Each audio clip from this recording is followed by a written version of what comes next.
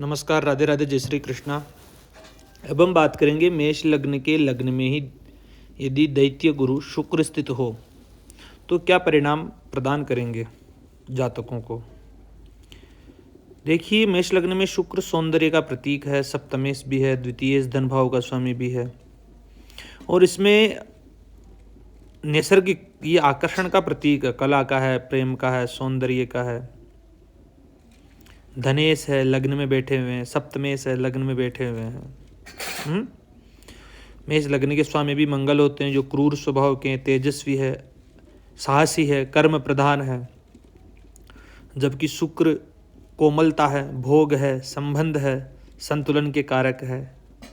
इसी कारण लग्न में शुक्र होने पर जातक के जीवन में साहस के साथ में सौम्यता भी रहती है। इच्छा और संयम का एक द्वंद्व भी दिखाई देने लग जाता है। तो आज हम इस युति को समझेंगे कि व्यक्तित्व में क्या परिणाम मिल सकता है।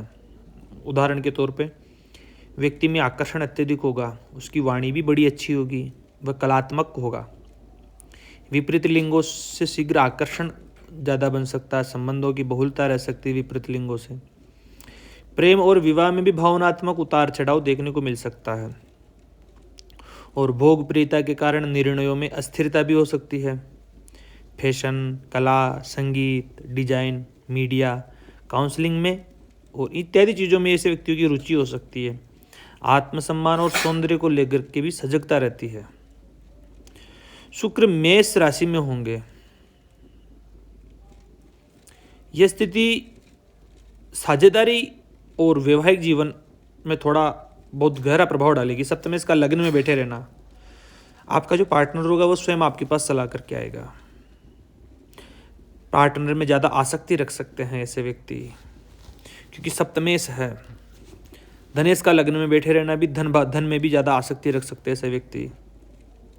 एक शुक्रो जनन समय लाभ संस्थेज केंद्रे जातो वै जन्मरासो यदि सहजगते प्राप्यते वै त्रिकोणे विद्या विज्ञान युक्त और भवति नरपति विश्वविख्यात कीर्तिर्धा निर्माणी जसूरु है गण सहित सदजन सेव्यमान है, ऐसा मानसागरी में कहा है।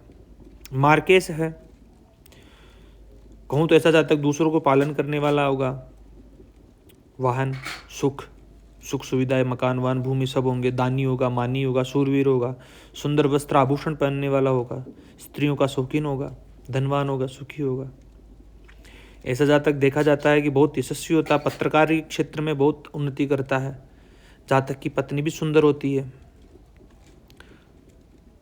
शुक्र की दशा आर्थिक उन्नति दे देती है और पत्नी ससुराल पक्ष से भी लाभ दे देती है। यदि शुक्र के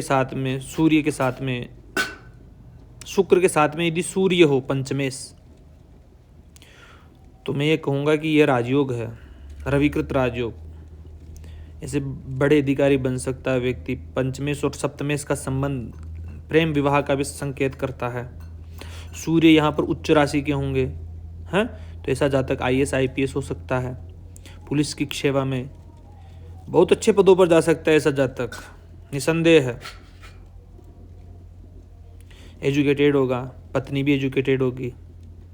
यदि शुक्र के साथ में चंद्रमा हो, चंद्रमा चतुर्थेश है, सप्तमेश का संबंध चतुर्थेश धनेश का संबंध, पत्नी कामकाजी होगी, महिला होगी, माता की संपत्ति मिल सकती है।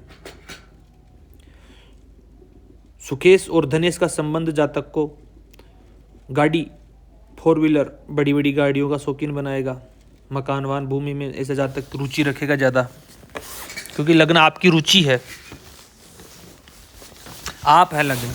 इस कारण यदि शुक्र के साथ में मंगल हो, मंगल यहाँ पे स्वग्रही होगा, तो रोचक योग का निर्माण करेगा। रोचक योग बनने से जातक साहसी होगा, अपने बलबूते पर बहुत धन अर्जित करेगा। मांगलिक भी होगा ऐसा जातक, लेकिन आर्थिक रूप से बड़ा उन्नति करेगा। पत्नी सुंदर होगी। विवाह के बाद उन्नति के पद और भी ज़्यादा तीव्रता से आगे बढ़ने वाले होंगे ऐसे जातकों के। यदि शुक्र के साथ में बुध स्थित हो जाए, तो बुध यहाँ पर तृतीयेश है, षष्ठेश है। षष्ठेश का लग्न में बैठे रहना थोड़ा स्वास्थ्य के लिए चिंताजनक रह सकती है। पता यह तृषणाया नाम यदि फल प्रदा, तृषणाय पति है। शुक्र और बुध की युति को लक्ष्मी नारायण योग से भी जानते हैं। व्यापारिक क्षेत्र में उन्नति करेगा, बहुत पराक्रमी भी बनाएगा, व्यापारिक क्षेत्र में उन्नति करेगा। लेकिन ऐसे जातकों के गुप्त शत्रु ज़्यादा रहेंगे, क्योंकि षष्ठे से ऋण रोग शत्रुओं से इसको बचना होगा। अब यदि शुक्र के साथ में गुरु हो, भाग्य इसका लग्न में आकर के बैठना परम भाग्यशाली बना देता है। ऐसा विवाह के बाद में भाग्योदय, क्योंकि सप्तमेश और भाग्य इसका संबंध यहाँ पर बनेगा। तो यह भी स्थिति बड़ी श्रेष्ठतम स्थिति है शुक्र और गुरु की। कहते हैं ना, बुधे यस्य भृगो यस्य यस्य केंद्रे बृहस्पति दशमांगार को इससे जातक कुलदीपक, कुलदीपक योग बनाएगा। बुध भी स्थित हो, बुध शुक्र भी कुलदीपक बनाते हैं, गुरु भी कुलदीपक बनाते हैं। जातक खर्चीला स्वभाव का हो सकता है, अत्यधिक खर्च करे, लेकिन यह युति गुरु की दृष्टि पंचम भाव और सप्तम भाव नवम भाव पर पड़ेगी। तो यह स्थिति भी बहुत श्रेष्ठतम स्थिति है, अच्छी युति कहूंगा मैं इसको भी। गुरु के साथ में, शुक्र के साथ में यदि शनि हो, राज्य से लाभे से, लेकिन यहाँ पे शनि नीच राशि के हो जाएंगे, तो थोड़े सावधानी रखना पड़ेगा स्वास्थ्य को लेकर के, एक्सीडेंट इत्यादि का भय रह सकता है। ऐसा जातक लंपट भी हो सकता है, व्यभिचारी भी हो सकता है, क्योंकि शनि के साथ में शुक्र का होना थोड़ा उचित नहीं है। यदि शुक्र के साथ में राहु हो तो ये भी लंपट योग बना देता है, जिद्दी स्वभाव का हो सकता है, रंगीले मिजाज का हो सकता है, पथभ्रष्ट भी हो सकता है, लेकिन विख्यात भी कर सकता है ऐसा योग जातक को। लंपट योग तो बनता ही, व्यभिचारी हो सकता है, तो एक्स्ट्रा मैरिटल अफेयर्स के संकेत देती है यह स्थिति। यदि शुक्र के साथ में केतु हो तो जातक लड़ाकू हो सकता है, लड़ाकू बना सकता है, पत्नी से अलगाव कर सकता है। जातक स्वार्थी होगा, पर यदि वह लड़ाई झगड़ा करेगा तो विजय उसी की होगी, कोर्ट कचहरी में भी जीत इसी की होगी।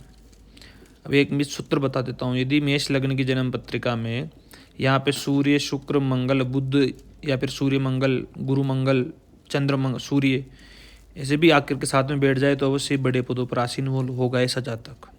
विशेषकर तो शुक्र के साथ में सूर्य और गुरु आ जाए, तो चंद्र या गुरु आ जाए तो बहुत उन्नति करेगा ऐसा जातक। धन्यवाद।